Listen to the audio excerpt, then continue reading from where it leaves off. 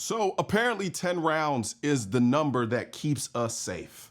Not 11, not 9, not 8, 10. That's the magic number politicians decided suddenly makes a firearm too dangerous. But a court in Washington, D.C. just looked at that logic and said, yeah, no, that's unconstitutional as fuck. D.C.'s Court of Appeals rules the district's ban on some firearm magazines violates the Second Amendment. Specifically, the law says you cannot have a magazine that holds more than 10 rounds of ammunition.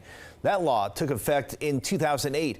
A man sued the district over the law when he was arrested with an unregistered semi-automatic gun with a 30-round magazine. The judge writing these magazines are ubiquitous in our country, numbering in the hundreds of millions, and because of that, the law banning them outright violates the Second Amendment. Now, that word right there matters, ubiquitous, because the Constitution protects arms that are in common use by law-abiding citizens. And that's exactly what the court pointed out. Magazines holding more than 10 rounds are arms in common and ubiquitous use. And under the Supreme Court's Bruin decision, if the government wants to ban something related to firearms, they have to show a historical tradition of banning it, which the court addressed directly. The DC ban could not survive the scrutiny of the Supreme Court's Bruin ruling, as there is no history of tradition of banning said magazines. In other words, there's no historical precedent for banning these magazines, like absolutely none, which means the law collapses under its own weight. Now, of course,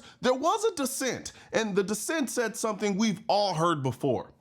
30-round magazines are particularly lethal and not in common use for defense. I got a whole box of them hoes right here. Right here, 30 rounds, what are we talking about? But here's the problem with that argument.